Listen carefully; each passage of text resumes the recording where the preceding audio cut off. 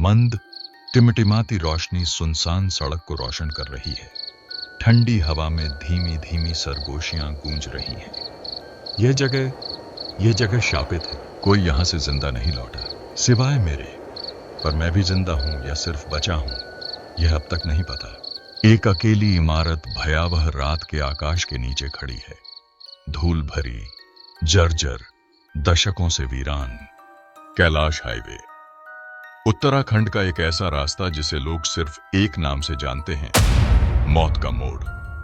रात के 1 बजे, जब हर मुसाफिर या तो अपनी मंजिल पर पहुंच चुका होता है या फिर कहीं खो चुका होता है, मैं उस जगह से गुजर रहा था। टूटी हुई खिड़कियों से हवा सरसराती है।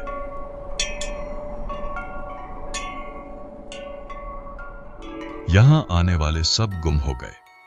पुलिस का कहना था कि कोई सबूत नहीं मिला। लोग कहते हैं कि यह जगह श्रापित है, लेकिन सच क्या है? सच जानने के लिए मैंने खुद यहां आने का फैसला किया। मेरे कदमों की गूंज, जैसे ही मैं दरवाजा धक्का देता हूं, दरवाजा चरमराकर खुलता है। हर चीज धूल से ढकी हुई थी, सिर्फ एक चीज को छोड़कर, एक ताला लगा पुराना सूटकेस।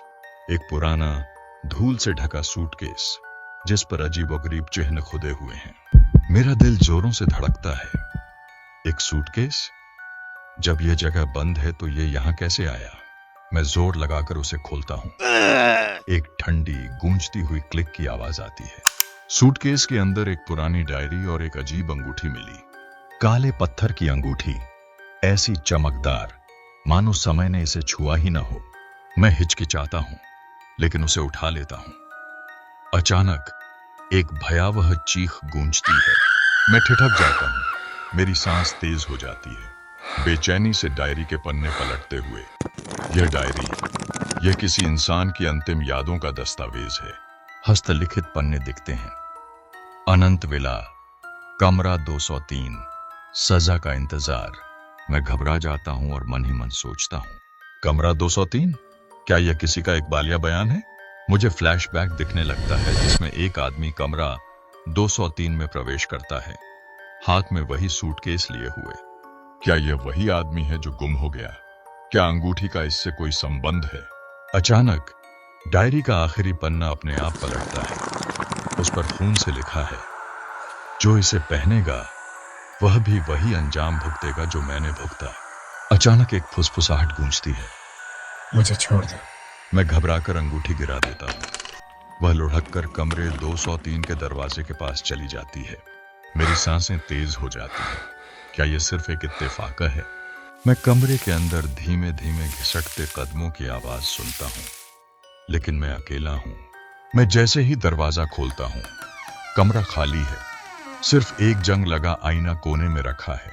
मैं उसमें झांकता हूं और सिहर जाता हूं। मेरी परछाई मेरी नहीं है। मेरी घबराहट बढ़ती है और सांसें तेज हो जाती है। मेरा चेहरा, डायरी लिखने वाला आदमी, मैं वही बन गया हूं। आईने से एक भूतिया हाथ निकलकर मेरी कलाई पकड़ लेता है। अचानक अंधेरा छा जाता है, सिर्फ एक फुसफुसाहट रह जाती है, अब तू भी गुम होगा। मैं भागा, लेकिन यह जगह मुझे छोड़ने को तैयार नहीं थी। हर दरवाजा फिर से कमरे 203 में ही खुलता है। सूटकेस अब भी खुला पड़ा है, जैसे मेरा इंतजार कर रहा हो। क्या मैं इसे वापस रखकर बच सकता हूं? कांपते हाथों से मैं अंगूठी वापस सूटकेस में रख देता हूं। फुसफुसाहटें बंद हो जाती हैं, सन्नाटा छा जाता है। मुझे संदेह होता है, पर मैं फिर भी राहत की सांस लेता हूं। शायद अब सब खत्म हो गया। मैं बाहर निकलता हूं और खुद को हाईवे पर पाता हूं। होटल गायब हो चुका है, उसके अस्तित्व का कोई निशान नहीं। क्या यह सब एक बुरा सपना था या हकीकत? कांपते हाथ पर काले पत्थर की वही अंगूठी अब भी मेरी उंगली में जमी हुई है। मैंने वह जगह छोड़ दी, लेकिन क्या वह जगह मुझे छोड़ पाई? अगर तुम्हें भी कभी कोई छोटी सी बस एक अंगूठी मिले जो असामान्य रूप से चमक रही हो, तो मत छूना, भाग जाना। फिर से धीमी फुसफुसाहट सुनाई देती है, वापस मत आना। लाइक, शेयर और सब्सक्राइब करें।